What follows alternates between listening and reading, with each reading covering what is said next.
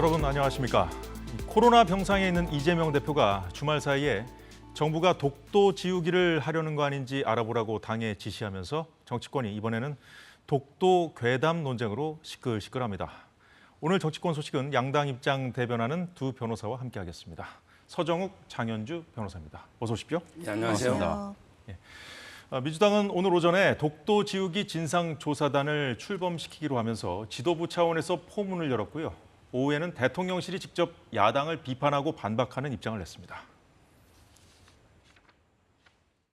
윤석열 정권의 독도 지우기 진상조사단을 즉시 출범시키겠습니다.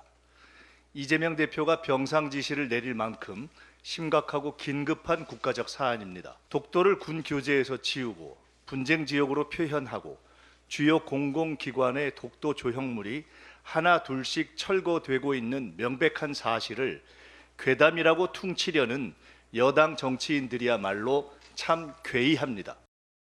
있지도 않는 독도 지우기를 왜 야당이 의심하는 것인지 저희를 묻고 싶습니다. 실질적으로 지배하고 있는 우리 영토, 독도에 대해 거대 야당이 독도 영유권을 의심하는 게 더 큰 문제입니다. 광우병, 사드, 후쿠시마에 이어서 이제는 독도 지우기의 계엄령 준비설까지 야당은 괴담이 아니고선 존재 이유가 없는 겁니까? 이 일이 왜 발단이 됐냐? 최근에 안국역, 잠실역 등 서울 지하철역하고요. 전쟁 기념관의 독도 조형물이 철거됐는데 민주당은 이것이 정부의 조직적인 독도 지우기 때문인지 알아보겠다는 것이거든요. 장 변호사님, 그런데 국민의힘 쪽도 같은 입장을 냈습니다만 대통령실도 오늘 얘기를 했었고요. 이 노후 전심을 교체라는 그 이유를 설명을 했거든요. 그럼에도 불구하고 야당은 왜 이것을 독도 지우기를 의심하는지 설명해 주시죠. 글쎄요, 그냥 민주당이 단순히 독도 조형물을 철거했다 또는 그것이 이제 리모델링을 위해 잠시 이전했다 이렇게도 얘기가 나오는데 조형물만 가지고 이야기하는 것 같다라고 생각 들지 않습니다. 만약에 정말 독도 조형물을 가지고만 이런 이야기를 한다라고 한다면 국민들께서도 들어주지 않으시겠죠. 사실 윤석열 정부가 취임하고 이제까지 일본과의 관계를 개선시킨다라고 하면서 해왔던 모든 정책적인 행보 자체가 국민들 보시기에는 너무 굴종적인 외교 아닌가라는 논란이 있는 것도 분명합니다. 그렇기 때문에 사실상 우리가 우연히 계속되면 필연이 아닌가라고 의심할 수밖에 없는 상황입니다. 특히 지난해 같은 경우에는 군 정신교육 교재에 독도를 영토 분쟁 지역으로 기재를 해서 논란이 된 적도 있었거든요. 사실 이런 일련의 일들과 일련의 사태들을 비루어 보았을 때 이번에 독도 조형물 철거가 그냥 단순히 조형물을 없애는 것의 의미를 넘어서서 혹시라도 독도 지우기의 일환이 아닌가 하는 야당의 의심이 있는 것입니다. 그렇기 때문에 국민들의 의심을 대변해서 야당으로서 이런 부분들을 철저하게 실태 조사를 하는 것, 야당의 책무가 아닌가 저는 이렇게 생각합니다. 서정욱 변호사님. 지금 이제 코로나로 5일 동안 입원해 있는 것도 이게 아주 저는 이례적입니다.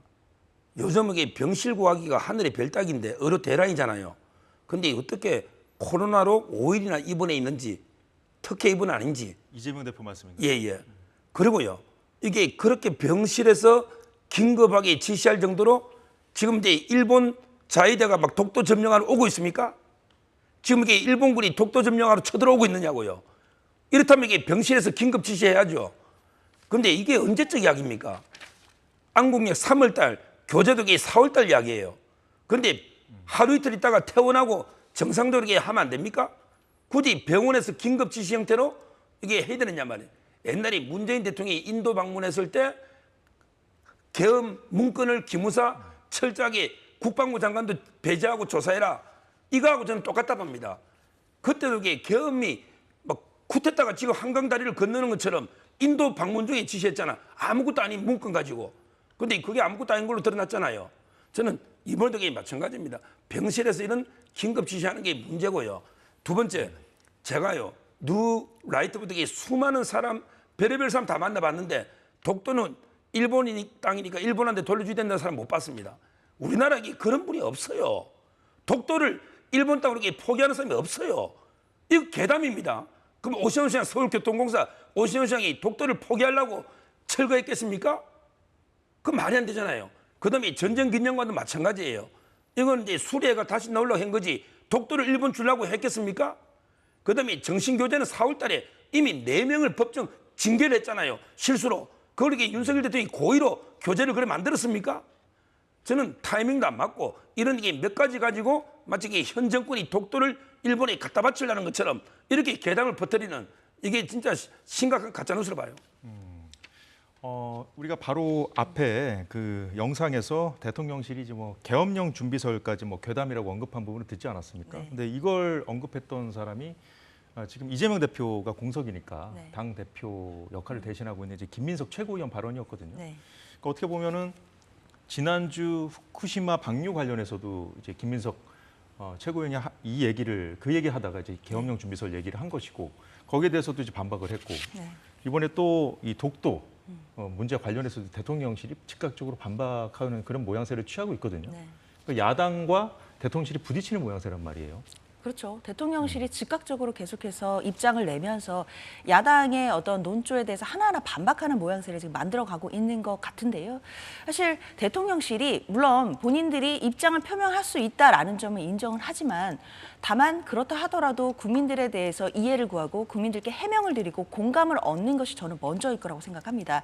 대통령실이 본인들의 입장만 마치 이제 억울한데 왜 자신들의 입장을 몰라주느냐는 식으로만 계속해서 입장을 표명하시는 것이 국민들 들으시기에는 사실상 별로 공감대는 없을 수 있겠다라는 생각이 들고요. 국민들께서 그리고 민주당이 어떤 지점에서 의심을 하고 있는지에 대해서 한번 곱씹어 보시고 그 부분에 대해서도 좀 자세하게 해명을 해주시는 것이 더 선차적으로 있어야 되는 일이 아닌가라는 생각은 듭니다.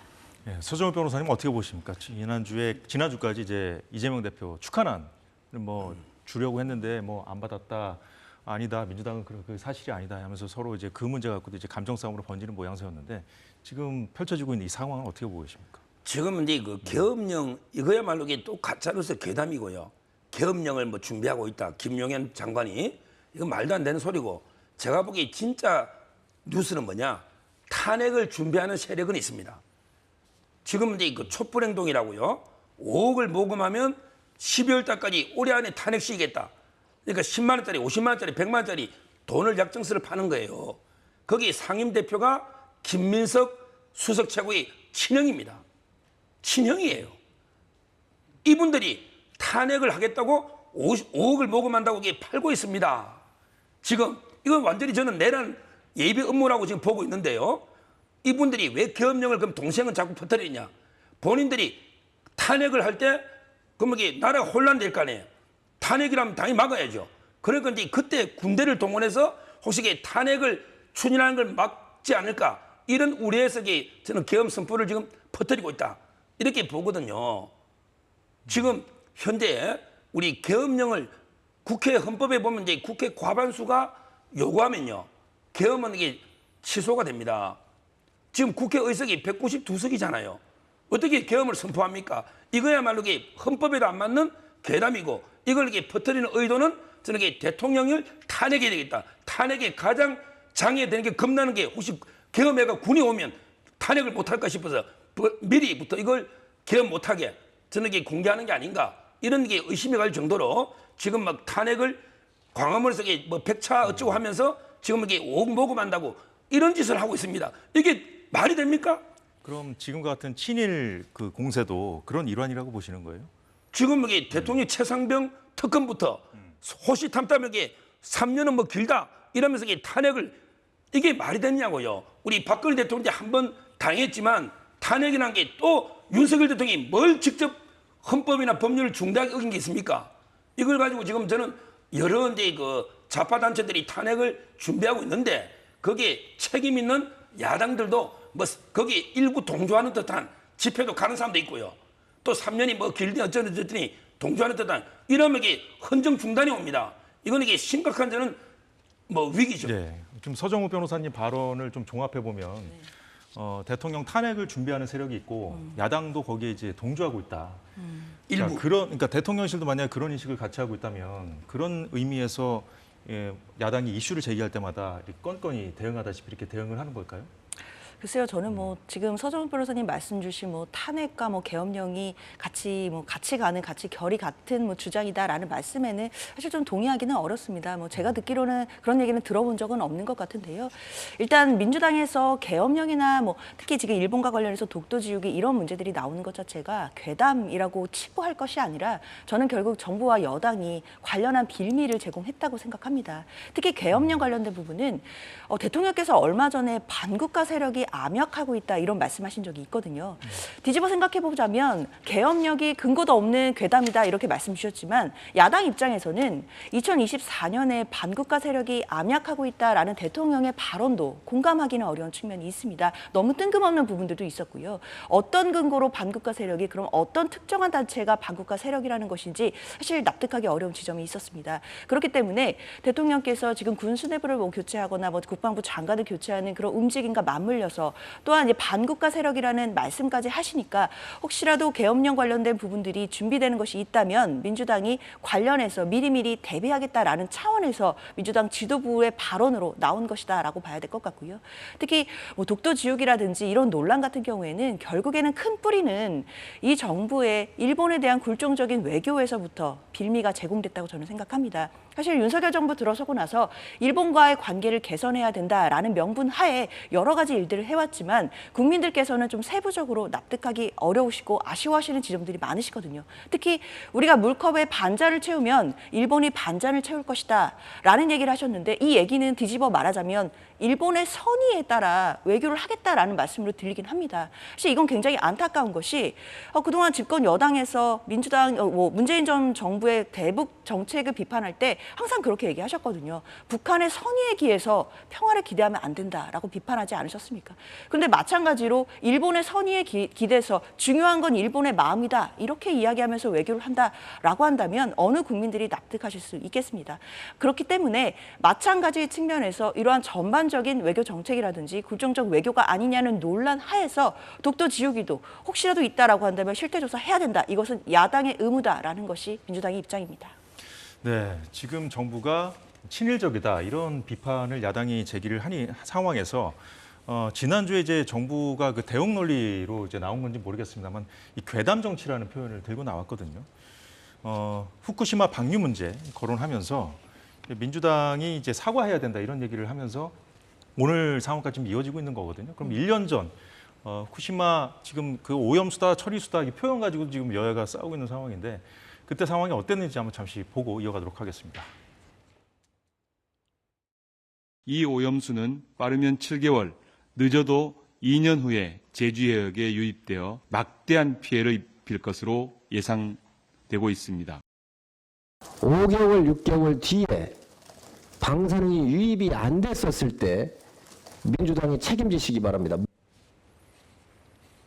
서정훈 변호사님, 1년 전 발언을 보니까 빠르면 7개월, 늦어도 2년 후라고 그랬거든요. 근데 실질적으로 이게 제주 해역까지 얘기를 했으니까 뭐 태평양, 공해 뭐 이런 데가 아니고요.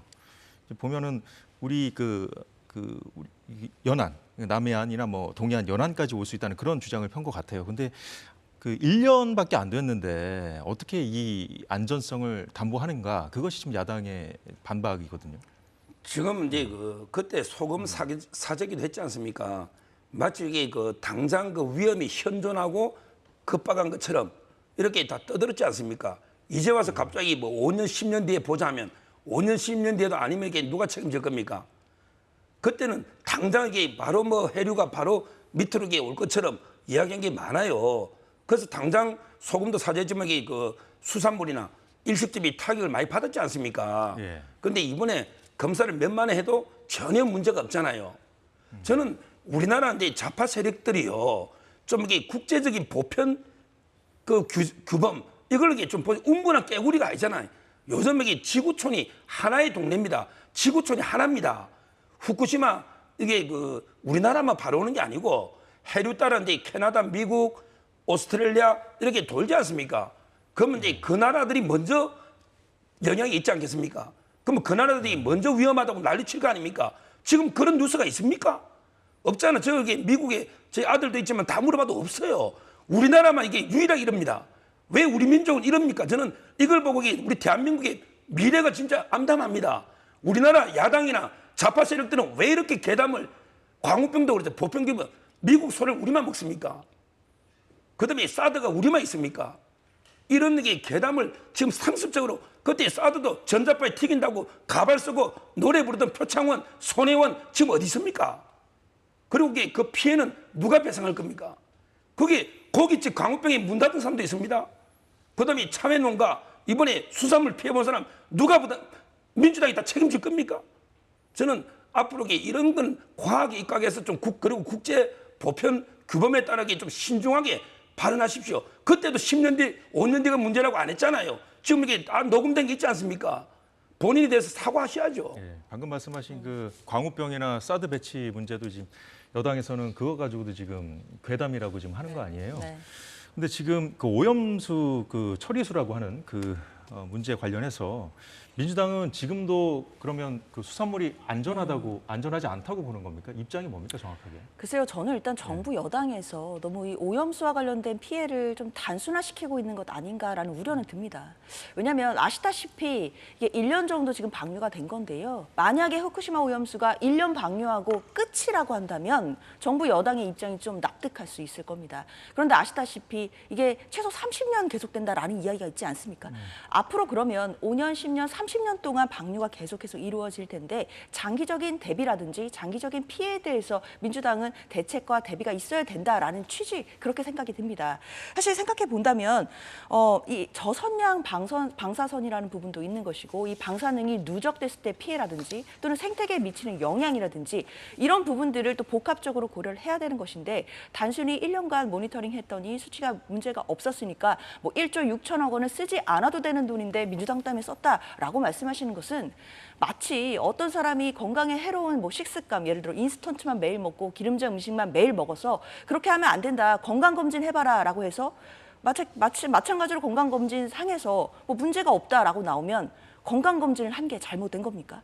사실 그렇게 볼 수는 없는 거죠. 그렇기 때문에 지금은 1년 동안 모니터링 했더니 문제가 없었다라고 하더라도 일본 정부를 향해서 앞으로도 한국은 정말 이 부분과 관련해서 국민의 건강을 위해 절대 양보하지 않을 테니 철저하게 모니터링을 하겠다라는 입장을 밝히고 일본에서도 이 오염수 관리에 대해서 더 철저히 하라라고 견제를 해야 되는 것이 저는 더 맞고 합당한 이야기 아닌가라는 생각 듭니다. 예, 두 분의 의견 잘 들었고요. 다음 주제로 넘어가 보도록 하겠습니다.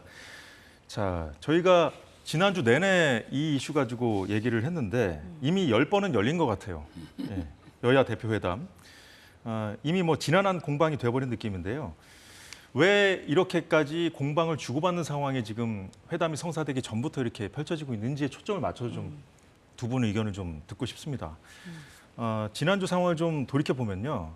일단 생중계 이슈, 생중계는 여당이 던진 제안이기 때문에 여당이 주도하는 것이라고 한다면 그 의제들, 각종 의제들은 야당이 요구하는 것들이 많기 때문에 야당의 의제라고, 야당의 이슈라고 좀 볼 수가 있겠죠.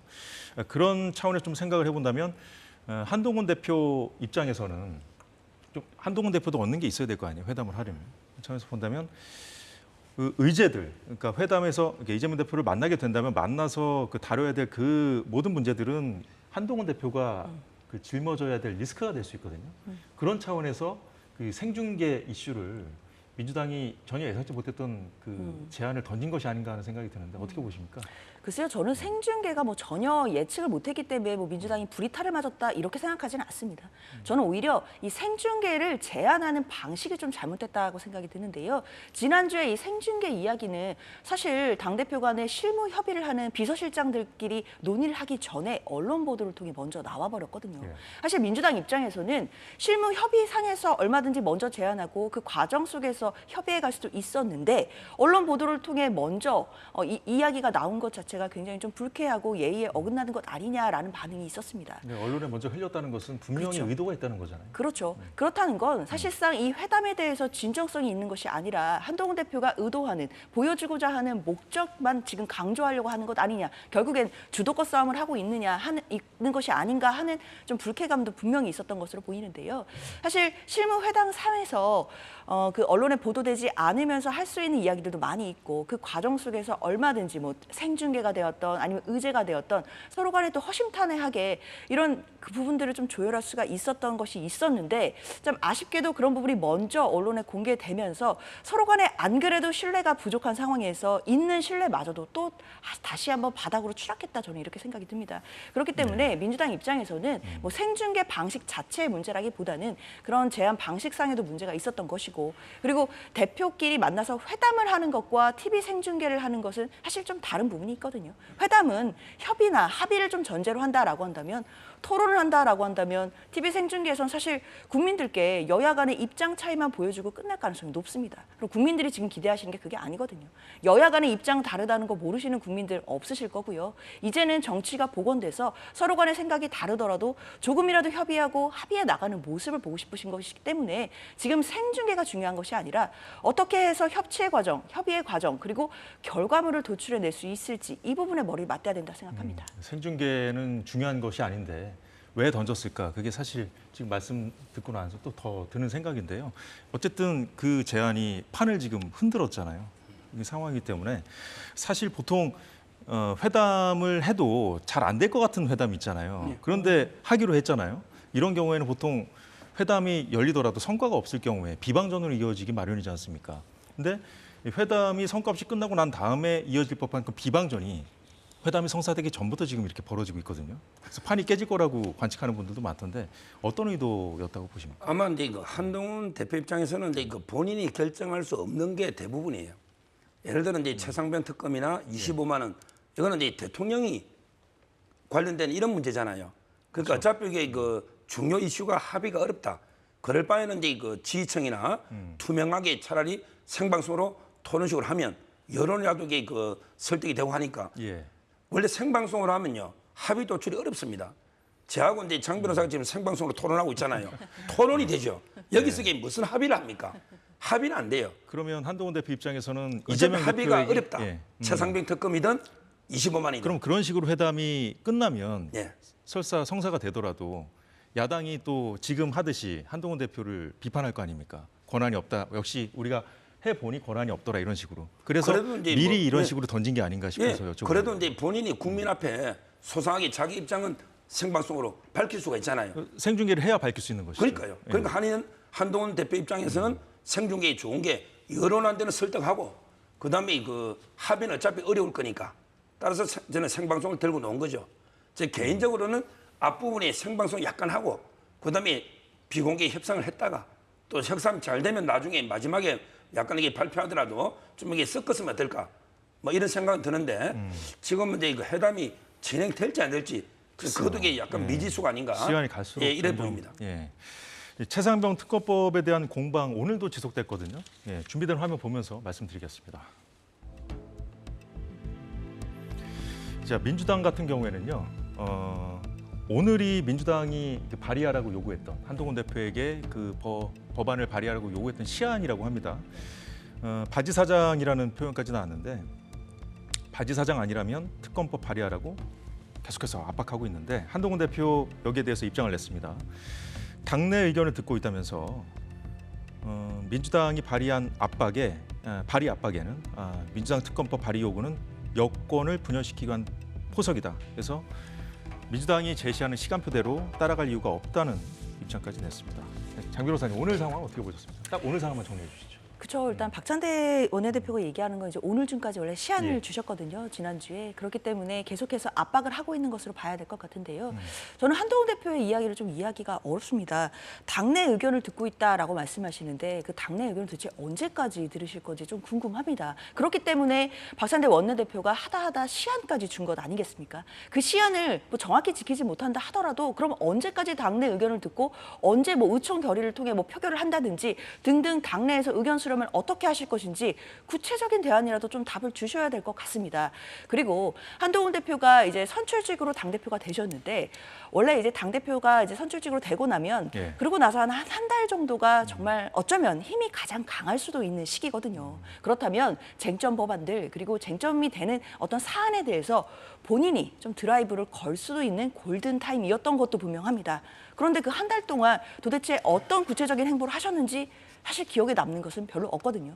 그리고 또 말씀하시는 게 네. 민주당의 요구는 여권 분열의 포석이다 이렇게 말씀을 주시는데 여권이 왜 분열됩니까? 한동훈 대표께서 정치력을 발휘하셔서 설득하신다 하지 않으셨습니까? 그러면 분열되지 않겠죠. 그런데 분열될 것을 걱정하신다는 건 본인이 그만큼 정치력으로 내부에서 특검법을 반대하시는 분들을 설득할 자신이 없다는 뜻인 것인지 저는 좀 이 이야기는 납득할 수가 없고 한동훈 대표답지 못하다라는 생각이 듭니다. 이런 이야기 말고 국민들이 듣고 싶어 하시는 것은 한동훈 대표가 전당대회에서 약속하셨던 부분을 어떻게 지킬 것인지 뭐 정확하게 언제까지 뭐 내일까지 내일 모레까지 이 시한은 못 주신다 하더라도 적어도 언제까지 의견을 듣고 그리고 지금까지 어떤 사람들의 의견을 들어왔고 앞으로 의총이 되었던 아니면 뭐 발의가 되었던 구체적으로 어떻게 행보를 하시겠다라는 시간표 정도는 말씀해 주셔야 된다 생각합니다. 시간표 정도는 얘기를 해줘야 된다.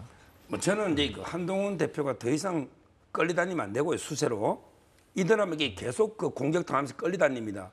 지금이라도요. 제가 제안하는 해법은 깔끔하게 최상병 특검은 이제 접읍시다. 이제 끝냅시다. 이렇게 국민 앞에 저는 발표하는 게 맞다 봐요. 근데 거기에 명분이 있어요. 명분이 있어요. 자, 전당대회 할 때는 그때는 이제 제3자 추천 특검을 받겠다 했잖아요. 근데 그 후에 두 가지 엄청난 변화가 있어요. 뭐냐면 이제 그 박정훈 대령 사건이잖아요. 거기에 네. 임성근 사단장이요. 경찰에서 무혐의 불송치를 했고 그때 수사심의위원회까지 개최했습니다.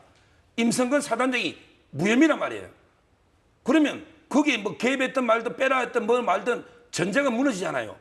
임성근 사단장이 범죄가 있어야지 이걸 빼라고 뭐 외압을 줬든 말든 임성근 사단장이 무혐의가 난 게 상황 변화가 있고요. 그다음에 두 번째 공수처가 대통령 핸드폰까지 압수수색 영장으로 이게 수사했잖아요. 특검하면 뭐 할 겁니까? 특검이 있으면 뭐 대통령 뭘 더 수사합니까? 대통령 핸드폰까지 압수수색했잖아요. 그렇게 털었는데 놓은 게 없어요. 그리고 이종섭 대사가 뭐 도망갔다고 오늘 호주 뭐 어쩌고 떠들더니 지금 여기 소환도 못했잖아요. 공처가 진짜 할 만큼 했단 말이에요. 대통령 핸드폰까지 털었단 말이에요. 이 정도면 이게 수사 이렇게 해도 이게 혐의가 없잖아요. 지금 대통령이 구체적으로 개입했던 혐의가 없잖아요. 통화 내역하고 경로 뭐 어쩌고 저쩌고 없잖아요. 이런 상황 변화가 있으니 공처의 수사와 임성근 사단장의 경찰 수사가 무혐의 났다. 그래서 지금 현 단계에서 최상병 특검은 의미가 없다. 왜? 특검의 요건이 안 맞잖아. 대통령이 범죄 혐의가 없는 거예요. 따라서 저는 이걸 국민 앞에 설명하고 이제 깔끔하게 최상병 특검 논의 끝내 우리에게 못 받는다. 이렇게 종결 짓는 게 저는 맞다 봐요.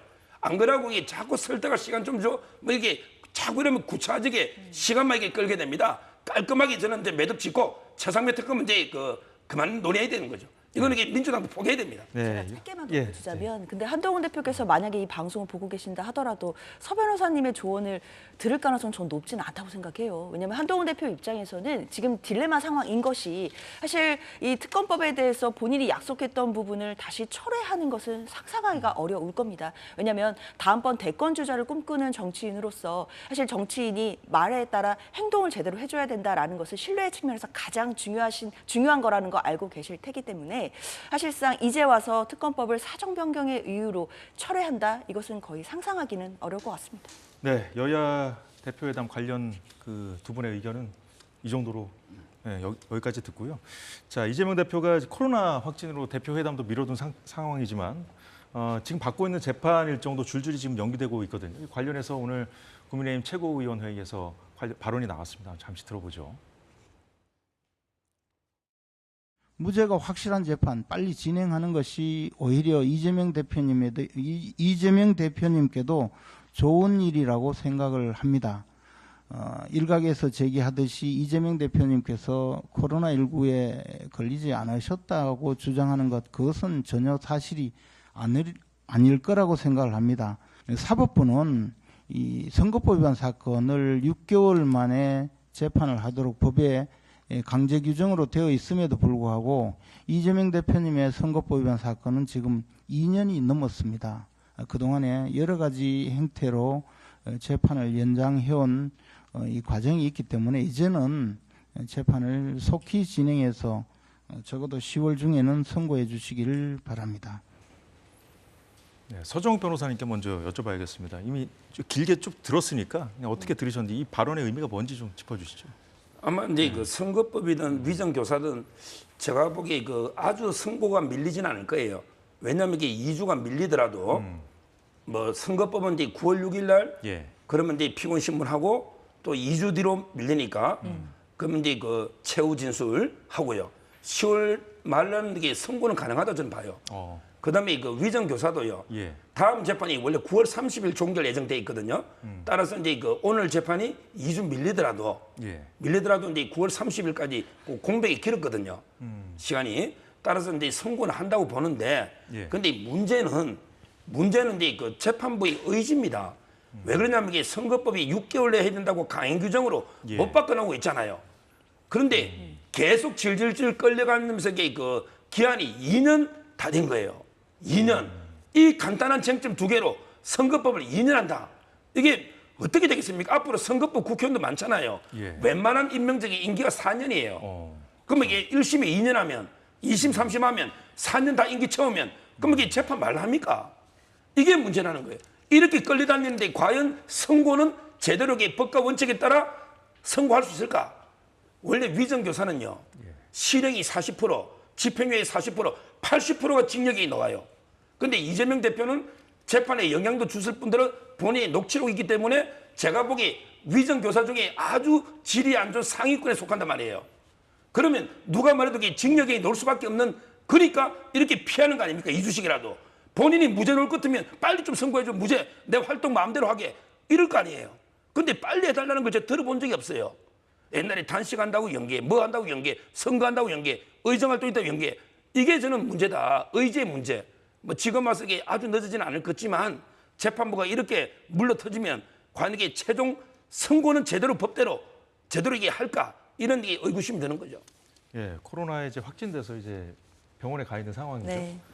그럼에도 불구하고 이제 여당에서 좀 이 사법 리스크까지 이런 식으로 지금 문제 제기를 했거든요. 저는 뭐 김재원 최고님이 괜한 걱정을 좀 하시는 거 아닌가라는 생각 듭니다. 일단 이재명 대표가 코로나19로 일부러 걸렸습니까? 그것도 아니고 뭐 일부러 지금 재판을 지연시키거나 선고를 늦추고 있는 상황도 아닙니다. 그리고 선고가 늦어진다고 해봤자 뭐 길어야 2주 정도 늦어질 수 있는 것이고 아마 10월 초에 나오느냐 10월 말에 나오느냐 정도의 차이일 거라고 저는 생각이 들거든요. 10월 뭐 늦어도 11월 안에는 재판 결과가 1심 결과가 다 나올 것으로 되는 상황이기 때문에 사실 이런 상황에서 뭐 선고가 지연되는 것 아니냐 그것을 대표의 지금 코로나 어떤 감염과의 관계를 연결하는 것은 사실 정치 공세라고는 하지만 좀 너무 나간 것 아닌가 하는 아쉬움 듭니다. 네, 이제 마지막으로 이 상황 한번 두 분께 좀 여쭤보겠습니다. 박문진 MBC 대주지죠. 박문진 이사 임명 정지 가처분 신청을 이제 냈는데 야권에서 냈다고 봐야죠. 근데 이제 법원에서 오늘 결정을 했는데 인용 결정을 내렸습니다. 네. 그래서 이제 방통위의 업무가 이제 또 급제동을 급제동 되게 될 것 같다 이런 식으로 지금 언론들이 보도하고 있어요.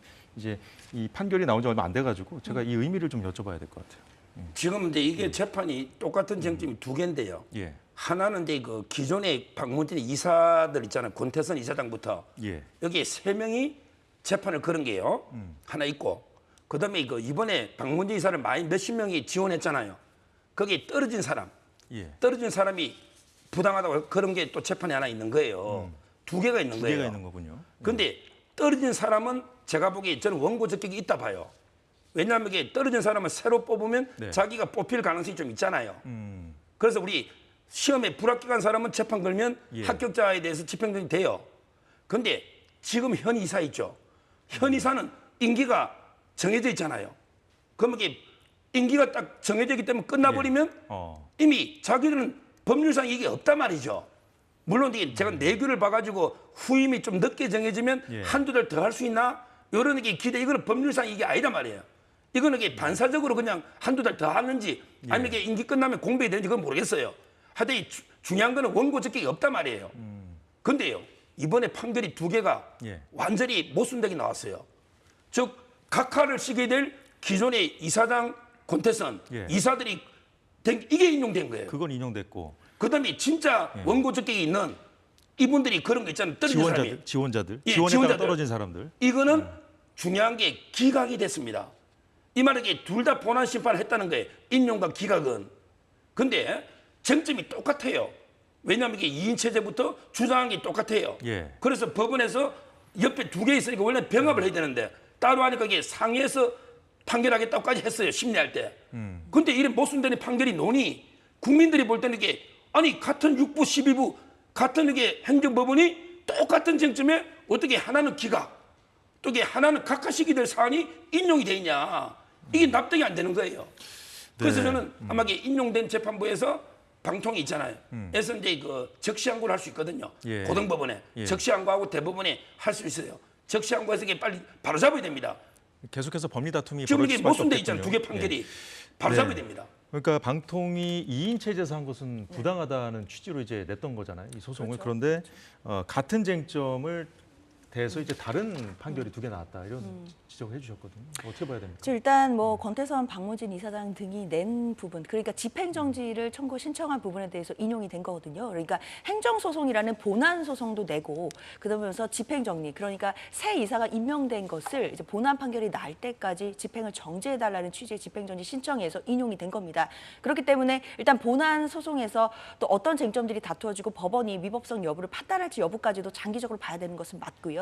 다만 이제 일단 이 집행정지가 나온 지 얼마 되지 않았기 때문에 집행정지 결정문을 좀 봐야 내용이 이해될 거라는 생각은 들지만 저는 뭐 서 변호사님이 지금 설명해 주신 여러 가지 뭐 신청의 적격이라든지 이런 부분들은 법원이 어련히 알아서 잘 판단했을까 이렇게 생각합니다. 사실 가장 그 사건을 잘 아는 것은 법원의 그 재판부입니다. 당연히 모든 방대한 기록을 다 봤을 것이고요. 당사자들이 주장하는 내용도 다 들었을 겁니다. 특히 신청인 적격에 대해서도 아마 문제가 있다라고 한다면 당연히 피신청인 측에서 이야기를 안 했을 리가 없기 때문에 그런 부분까지도 다 반영된 결과로 봐야 될 것 같고요. 다만 일단 이 효력 자체가 굉장히 중요한 것이 이제 본안 판단이 나올 때까지 새 이사들의 어떤 임명 절차가 정지되었기 때문에 일단 박문진 운영 자체가 앞으로 어떻게 될 것인지 그리고 방통위의 앞으로의 운영이 어떻게 될 것인지 이런 부분에 대해서가 앞으로 시사하는 점이 굉장히 크다고 보겠습니다. 예. 이 문제는 이 판결문 내용도 저희가 좀 더 봐야 되고 또 여야의 입장도 나올 테니까요. 다음에 기회가 되면 좀 더 그때 가서 한번 더 얘기해 10초만 보면. 제가 10초요? KBS 이사를 했잖아요. 근데 제 후임 이사를 지금 임명하는데 제가 이게 임기 끝나요. 근데 제가 소송하면 이거 각합니다. 똑같은 거 아닙니까? 어떻게 임기대로 떠나는 이사가 새로운 이사에 대해 소송할 자격이 있습니까? 이거 말도 안 돼요. 예, 어쨌든 뭐 다음 달이면 이 더위도 어쨌든 꺾일 텐데요. 정치권 공방은 가을이 되면 더 뜨거워지진 않을지 그래도 잘 지켜봐야겠습니다. 오늘 두 분 말씀 여기까지 듣겠습니다. 고맙습니다. 감사합니다.